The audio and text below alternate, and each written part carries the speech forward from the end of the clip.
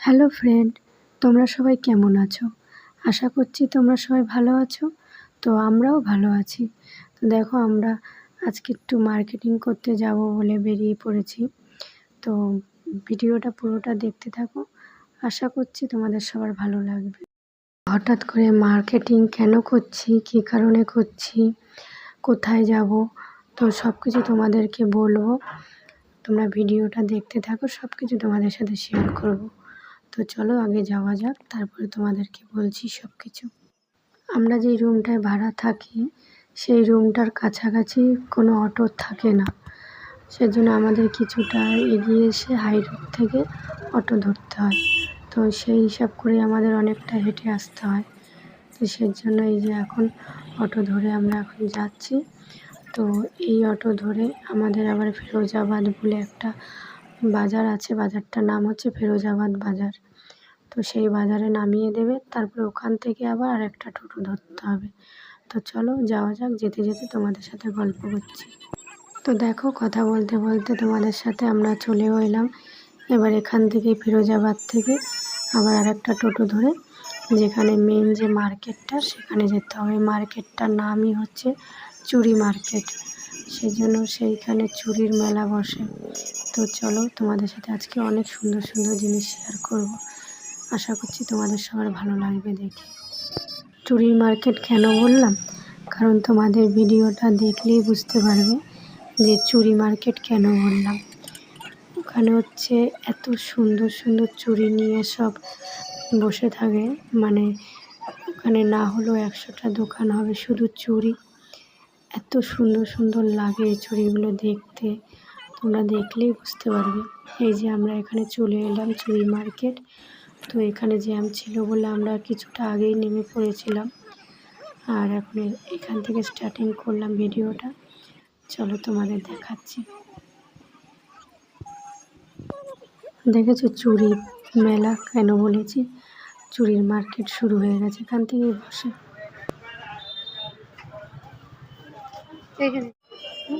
না, এগুলো সরু চুড়ি, এগুলো ডিজিটাল। এই কালার আছে তো, নিয়েছিলাম না। এই কালার আছে, মোটা মোটা চুড়ি দেখুন, ওইদিকে চলো।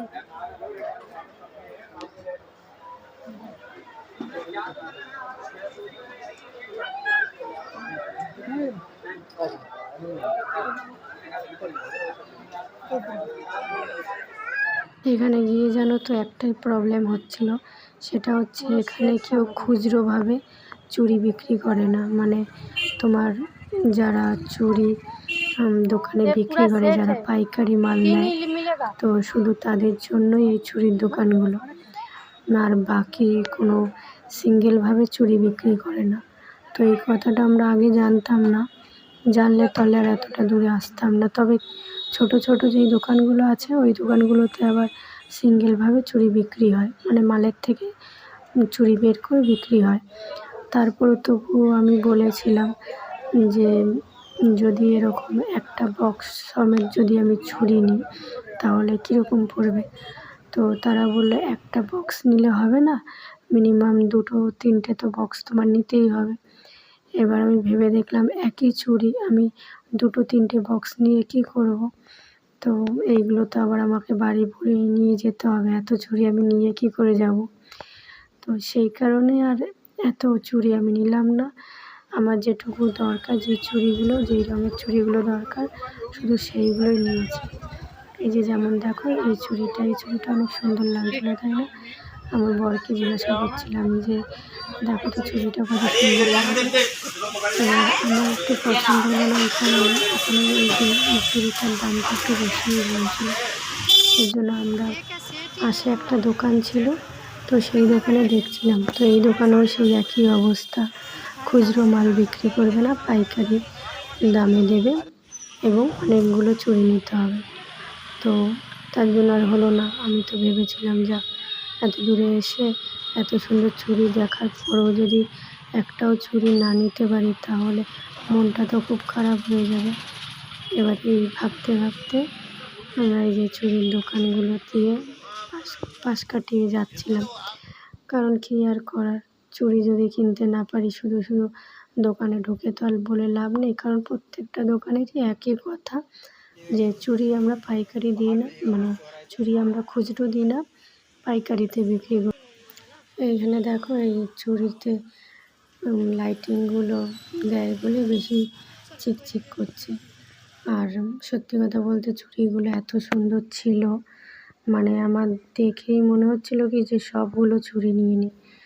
সত্যি কথা বলতে মানে কার কীরকম আমি জানি না, কিন্তু আমার না চুড়ির উপরে খুব একটা নেশা, মানে সাজার গোজার মধ্যে একটা ফেভারিট আমার একটা জিনিস, সেটা হচ্ছে চুড়ি।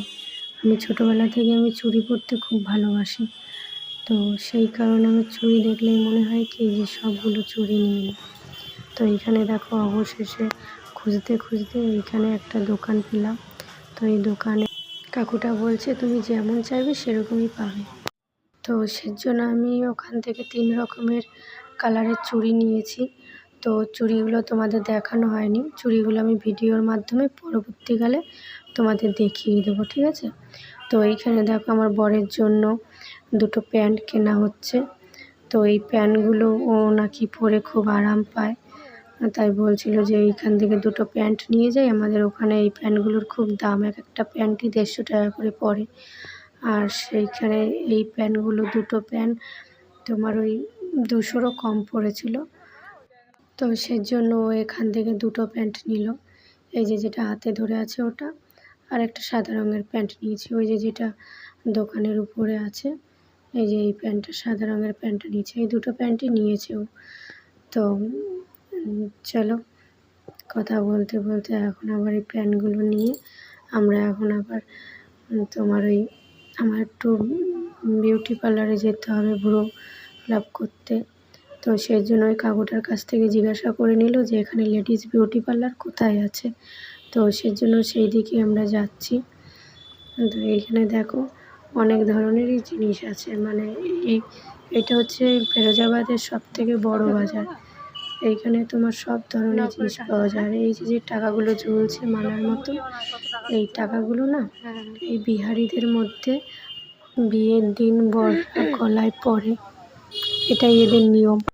এখানে আবার দেখো কি সুন্দর রাস্তার সাইডে জুতোর দোকান নিয়ে বসছে। তো এটা দেখে আমার বর আবার দাঁড়িয়ে পড়লো, ওর আবার এই জুতোটা পছন্দ হয়েছিল, কিন্তু এই জুতো না আমি ঠিক পরতে পারি না, আমার পরলে পায়ে ঠোসকা পড়ে যায়। এখানে যে জুতোগুলো দেখতে পাচ্ছ, এই জুতোগুলো এক একটা দাম কত বলো তো, 150 টাকা করে। তো আমাদের ওই বাঙাল সাইডে এই জুতোগুলোর দাম অনেক নয় জানো তো। তো আমি এই কালো জুতোটা নিলাম, নিয়ে এই যে দেখো খিদে পেয়েছে হঠাৎ করে, খেয়েও আসেনি, সকালবেলা খেয়েছি, দুপুরে আর খাইনি। তো আমার বর বললো কি যে চলো তাহলে একটা দোকান আছে, ওই দোকানে সুন্দর বিরিয়ানি বানায়। আর এইখানে বিরিয়ানি কীরকম জানো, আলু দেবে না আর ডিম দেবে না, কিন্তু না বিরিয়ানিটা খেতে কিন্তু খুব সুন্দর লাগে। আর সেটা তোমরা দেখো কালার দেখলেই বুঝতে পারবে। আর এরকমই কাগজের উপরে প্লেট দেয়, তারপরে তার ভেতরে বিরিয়ানি দেয়। তো আমার কাছে তো খুব ভালো লেগেছে। এখানে বিরিয়ানি এরকমই বানায়, কারণ এখানে সব মাছ ডিম মাংস কিছু খায় না। তো আমরা যে বাজারটার এদিকে এসেছি, এইখানটা আবার একটু একটু মাছ মাংস পাওয়া যায়, তো সেজন্য এখান থেকে বিরিয়ানি খেয়ে গেলাম। এই যে দেখো এরকমই ছোট ছোট 2-3টে টুকরো চিকেন দেবে। আর দাম কত বলো তো, 1 প্লেট 50 টাকা। আমাদের এই যে খাওয়া দাওয়া কমপ্লিট করে আমরা এখন রুমের দিকে যাচ্ছি টোটো করে। তো তোমাদের যেটা বলবো বলেছিলাম ভিডিও লাস্টে দিয়ে, আমরা কেন এত মার্কেটিং করছি। তো ব্যাপারটা হচ্ছে কি, অনেক দিন ধরে আমরা বাড়ি যাই না, তো সেই জন্য এবার ভেবেছি দুর্গাপুজোতে বাড়ি যাব। তো টিকিট আমাদের হয়ে গেছে, 2 তারিখে আমাদের টিকিট, গাড়িতে 2 তারিখে চাপবো। তো ঠিক আছে বন্ধুরা, তোমাদের ভিডিওটা কেমন লাগলো তোমরা কমেন্টের মাধ্যমে জানিও। টাটা।